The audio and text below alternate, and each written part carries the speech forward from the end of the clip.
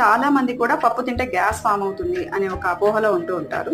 మీరు ఇలా నానపెట్టుకొని పప్పు ప్రిపేర్ చేసుకుంటే అసిడిటీ, గ్యాస్ట్రిక్ ఇష్యూస్ అనేవి అస్సలు ఉండవండి. ఒకవేళ ఉన్నా కానీ తగ్గిపోతాయి.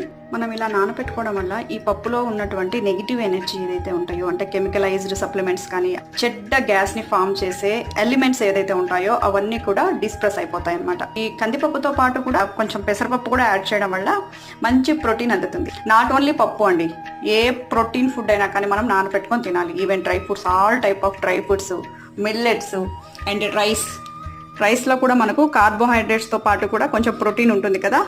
సో దీన్ని కూడా మనం ఇలా ఒక 3-4 అవర్స్ నానపెట్టుకొని తింటూ ఉండడం వల్ల చక్కటి హెల్దీ డైజెస్టివ్ సిస్టమ్ని మనం సొంతం చేసుకోవచ్చు. అసిడిటీ, బ్లోటింగ్, కాన్స్టిపేషన్ ఇలాంటి అజీర్తి సమస్యలన్నీ మన దరిదాపులే కూడా రాకుండా ఉంటాయి. సోక్ చేసుకొని చక్కగా ప్రిపేర్ చేసుకొని తింటూ ఉండండి. రైస్ అయినా కానీ, పప్పు అయినా కానీ, డ్రై ఫ్రూట్స్ అయినా కానీ, తృణధాన్యాలైనా కానీ. Okay friends, thank you.